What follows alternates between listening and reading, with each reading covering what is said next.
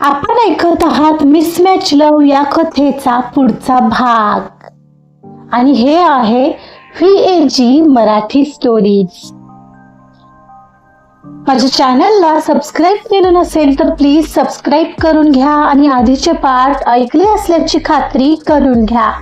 चला सुरुवात करतेय मिसमॅच लव्ह भाग 6.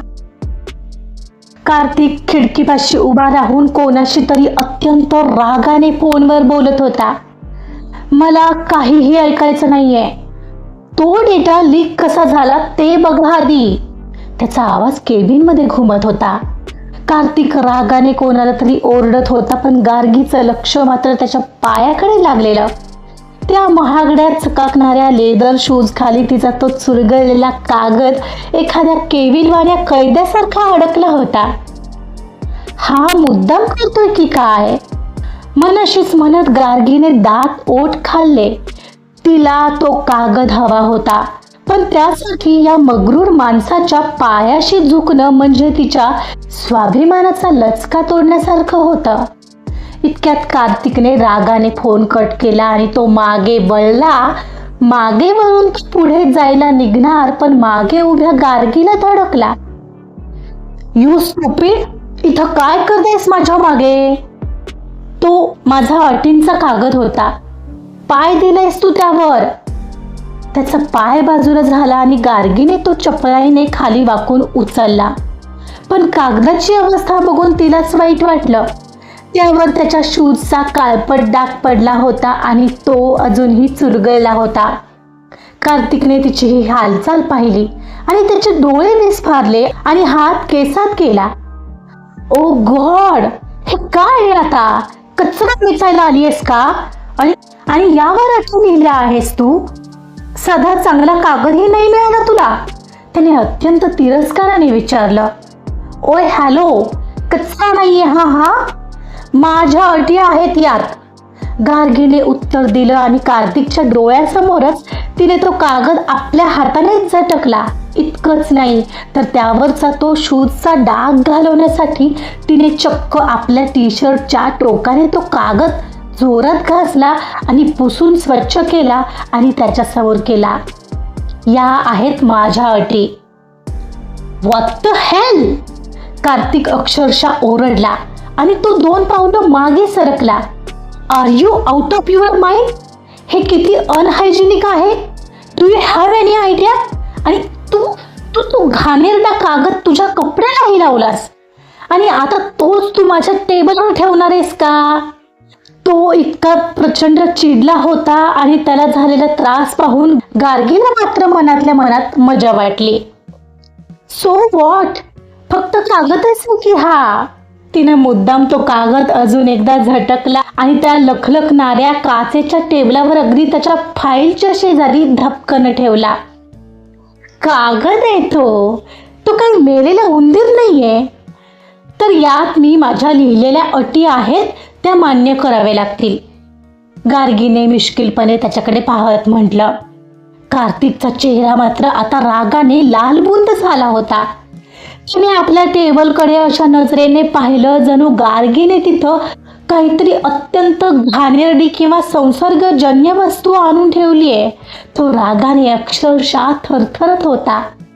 हे यू, आत्ताच्या आत्ता इथून तुझा तो घाणेरडा कागद उचल. तो जवळपास ओरडलाच. तिचा आवाज केबिनच्या काचेच्या भिंतींना धडकला. गार्गीला त्याचं हे वागणं क्षणभर समजलंच नव्हतं, पण त्याचा तो अवतार बघून ती दचकली. पण झालं काय? तू तो आधी कागद उचल आणि तिकडे कोपऱ्यात डस्टबिन आहे तिथं टाक तो कचरा. ओ हॅलो, कचरा नाहीये तो. मी लिहिलेल्या अटी आहेत आणि किती मेहनतीने त्या लिहिल्या आहेत मी माहिती आहे का तुला? तुझी मेहनत गेली खड्ड्यात आणि ती चिटोरी उचल म्हणालो ना. तो पुन्हा ओरडला तसं तिने दचकून तो उचलला. आता तिकडे जाऊन डस्टबिन मध्ये टाक क्विकली. पण मी लिहिलेल्या अटी, तो कचरा आहे, टाकून दे आधी. त्याने ओरडून म्हणताच तिने घाबरून तो टाकला. आता जा, ते समोर वॉशरूम आहे, तिथे जाऊन तुझे हात हँडवॉशने स्वच्छ धुवून ये, कळलं? त्याने एखाद्या नोकराला दमात घ्यावं तसा आदेश दिला. पण ऐकायला येतंय का? ओके म्हणत ती गपगुमाने हात धुवायला वॉशरूममध्ये गेली. एव्हाना कार्तिकने आपल्या टेबलवरचा इंटरकॉम उचलला आणि रागात एक नंबर डायल केला. हॅलो, हाऊसकीपिंग, आत्ताच्या आत्ता माझ्या केबिनमध्ये या. तातडीने माझं टेबल सॅनिटाईज करून हवंय मला. हो, आत्ताच्या आत्ता. त्याने फोन आपटला. तो पुन्हा बाजूला जाऊन उभा राहिला. एव्हाना गार्गी हात धुवून बाहेर आलेली, पण आता तो तिच्याकडे पाहतही नव्हता. त्याची हातांची कसलीशी चळवळ सुरू होती, जणू गार्गीकडे पाहिल्यावरही त्याला इन्फेक्शन होणार होतं. गार्गी आता तिथं स्तब्ध उभी होती. 2च मिनिटात एक हाऊसकीपिंग कर्मचारी हातात सॅनिटायझर स्प्रे आणि पांढरा स्वच्छ कपडा घेऊन आत आला. सगळा टेबल साफ करून घ्या क्विकली, त्याने त्याला येताच आदेश दिला. कार्तिकच्या त्या महागड्या काचेचा संपूर्ण टेबल स्प्रे मारून साफ करण्यात आला. तो कर्मचारी बाहेर जाईपर्यंत कार्तिक एक शब्दही बोलला नाही. सगळं पुन्हा मिस्टर परफेक्टच्या मनासारखं चकचकीत झाल्यावर कार्तिक वळला. त्याने तिथेच टेबलवर ठेवलेल्या स्पेशल सॅनिटायझरने आपले हात स्वच्छ केले. ए बाई, आता मी काय सांगतो ते नीट ऐक. मला असं घाणेरडं राहिलेलं अजिबात चालणार नाहीये. ही बघ माझी फाईल, यात मी माझ्या सगळ्या अटी लिहिल्या आहेत. एकही अट मला मोडलेली चालणार नाहीये. या फाईलवर सही कर आणि निघ. निघ काय निघ? आणि माझ्या अटींचं काय? गार्गी आठवण करून देत म्हणाली. तुझ्या अटी तेव्हाच मान्य होतील जेव्हा तू त्या नीट सुवाच्य अक्षरात आणि स्वच्छ कागदावर लिहून आणशील, कळलं? तो आताही दम देत म्हणाला. मग मला कागद आणि पेन मिळेल का? मी इथेच लिहून देते ना. तिनं असं विचारल्यावर आताही त्याने रागातच श्वास आत घेत सोडला आणि पुढच्या क्षणाला त्याने आपल्या टेबलच्या ड्रॉवरमधून एक अतिशय महागडा, कडक आणि कोरा पेपर काढला. त्याने तो पेपर एका पेपर वेटने दाबून गार्गीच्या दिशेने सरकवला. तुझ्या अटी यावर लिही. त्या कचऱ्यातल्या कागदावरच्या अटी वाचण्याची माझी इच्छाही होणार नाही आणि मला तशी सवयही नाही आहे. यावर नीट सुवाच्य अक्षरात लिही. मला वेळ मिळाला की मी त्या वाचेन. त्याने तिला एक महागडा पेनही समोर सरकवून दिला. गार्गी त्याच्याकडे बघत राहिली. या माणसाचा माज आणि त्याची शिस्त दोन्ही तिच्या सहनशक्तीच्या पलीकडलं होतं. तिने तो पेन उचलला आणि त्या कोऱ्या करकरीत कागदावर आपल्या 6 अटी पुन्हा लिहू लागली. लिहिताना तिची नजर वारंवार कार्तिककडे जात होती, जो आता लॅपटॉपमध्ये गुंग झाला होता. जणू गार्गी तिथं अस्तित्वातच नव्हती. ती आठवून आठवून तिच्या अटी पुन्हा एकदा लिहित होती आणि तिनं तो कागद त्याच्या समोर साधला. झालंय, एकदा पाहून घे. त्याने उपहासाने सुस्कारा सोडला आणि तिच्या हातून कागद ओढून घेतला आणि वाचू लागला. अट नंबर 1, हे लग्न फक्त कागदावरचा करार असेल. करारच आहे तो. मला काही हौस नाहीये तुझ्यासारख्या अनहायजेनिक मुलीशी लग्न करण्याची. अट नंबर 2, माझ्यावर पती म्हणून कोणताही हक्क गाजवायचा नाही आणि मला त्या दृष्टीने हात लावायचाही अधिकार नसेल. तुला हात लावायला मला वेळ लागले का? म्हणत त्याने डोळे फिरवले. अट नंबर 3, लग्नानंतरही मी माझं बुटीक आणि काम चालूच ठेवणार. त्यात कोणाची ढवळाढवळ मी खपवून घेणार नाही. तू आणि तुझं बुटीक, मला काहीही देणं घेणं नाहीये. अट नंबर 4, माझ्या खाजगी आयुष्यात आणि माझ्या निर्णयांमध्ये तुमची किंवा तुमच्या घरच्यांची लुडबुड नकोय. मला काही त्याची गरज नाही. अट नंबर 5, कोणत्याही पार्टीत किंवा कार्यक्रमात नेण्यापूर्वी मला पूर्वसंमती आणि स्पष्ट कल्पना द्यावी लागेल. तिथं माझं मत विचारात घेतलं जाईल. पार्टीला तुला न्यायचा संबंधच काय? अट नंबर 6, मी हे लग्नाचं नाटक 1 वर्षापेक्षा अधिक काळ करणार नाही.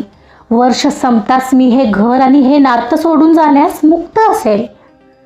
मला तर आत्ताच काही इंटरेस्ट नाहीये या लग्नात. 1 वर्षाचं काय घेऊन बसली आहेस? झालं तुझं? ही मी साईन केली आहे आता माझ्या वाचसाठी. आणि हो, इथं वाचत बसण्याची गरज नाही आहे, नंतर फाईल दिली तरी चालेल. पण हो, हायजीन इज इम्पॉर्टंट, हे तुझ्या डोक्यात कायमचं ठेवायचं हा. तो तुसडेपणाने म्हणाला. ओके म्हणत गार्गीने तोंड वाकडं करत समोर पकडलेल्या त्या कडक पांढऱ्या शुभ्र फाईलकडं पाहिलं. तिच्या मनात आता एक अनामिक भीती दाटून आली होती. तिला आता खरंच टेन्शन येऊ लागलं होतं, त्या भविष्याचं जे या माणसासोबत जोडलं जाणार होतं. तिने त्या फाईलची 1-2 पानं उघडून पाहिली. बापरे, सगळं कसं व्यवस्थित लावलेलं. आणि अटी म्हणशील तर त्या तिच्या केवळ 6 अटी होत्या, पण त्याच्या अटींची लिस्ट बहुतेक 3 पानांची होती. आणि त्यासाठीही त्याने महागडी फाईल वेस्ट केली होती. झालं असेल तर निघतेस का? माझी एक इम्पॉर्टंट मीटिंग आहे.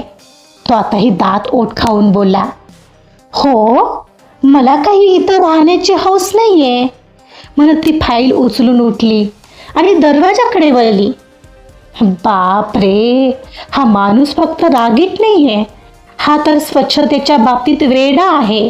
अक्षरशः OCD आहे याला. तिने स्वतःशीच विचार केला. एका चुरगळलेल्या कागदासाठी जो इतका मोठा तमाशा करतो, त्याच्यासोबत एका घरात वर्षभर राहणं कसं शक्य होईल? याच्या नियमांच्या चौकटीत तर मी श्वासही घेऊ शकणार नाही. हे लग्न म्हणजे एखाद्या सोन्याच्या पिंजऱ्यात स्वतःला कैद करून घेण्यासारखं आहे. तिच्या हाताला घाम सुटला होता. बाहेरच्या लिफ्टमधून येताना तिला जे ऑफिस प्रसन्न वाटत होतं, तेच ऑफिस आता तिला कोंदट वाटू लागलेलं. तिची पावलं जड झाली होती. दरवाजाच्या हँडलला हात लावताना तिनं एकदा मागे वळून त्या भव्य केबिनकडे पाहिलं. बापरे, कसं शक्य आहे हे सगळं? हा नुसता रागीट नाहीये, तर हा मानसिकदृष्ट्या वेडा वाटतोय स्वच्छतेचा. देवा, कशात अडकले मी हे? स्वतःशीच बोलत ती बाहेर आली. एवढ्यात तिला कॉल येऊ लागला. प्रियांशचा कॉल होता तो. तेव्हा तिनं तो लागलीच उचलला. हां, बोला प्रियांश. गार्गी, हॉस्पिटलमध्ये आहेस का?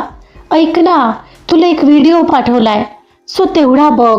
मी सायंकाळी तुला भेटायला येतोय, मग बोलू. ओके, पण अरे कसला व्हिडिओ आहे, काहीतरी सांग तरी. तिने विचारेपर्यंत समोरून कॉल कट झालेला. अरे यार, हा प्रियांश सुद्धा ना म्हणत तिनं मोबाईल काढला आणि तिथंच व्हिडिओ पाहू लागली. पाहते तर हेडलाईन्स झळकत होत्या. इनामदार ग्रुपचा भावी वारसदार वादाच्या भोवऱ्यात. हॉटेल बाहेरील त्या मुलीशी असलेल्या संबंधामुळे कार्तिक इनामदारचं CEO पद धोक्यात. व्हिडिओमध्ये कार्तिक गार्गीला जवळ ओढून तिला बायको म्हणत असल्याचा सीन क्लोजअपमध्ये होता. गार्गीचे डोळे विस्फारले गेले. तिला आता संपूर्ण चित्र उलगडत होतं. दादासाहेबांनी तिला 8 लाख रुपये का दिले होते? तिला स्पेशल नर्स का दिली होती? आणि हा माकड तिच्याशी लग्नाचा कर्ज का करतोय? याचं उत्तर तिला आत्ता कुठं मिळालं होतं. आजचा भाग इथंच संपलेला आहे. काय करेल गार्गी आता? करार मोडून तर नाही ना टाकणार, पण पैशांची गरज तर तिला आहे. बघूया कार्तिकला परत आज जाऊन काही सुनावून येते का ती. जाणून घेण्यासाठी ऐकत रहा मिसमॅच लव्ह. कथा आवडत असेल तर प्लीज लाईक करा, सबस्क्राईब करा आणि शेअर सुद्धा करा.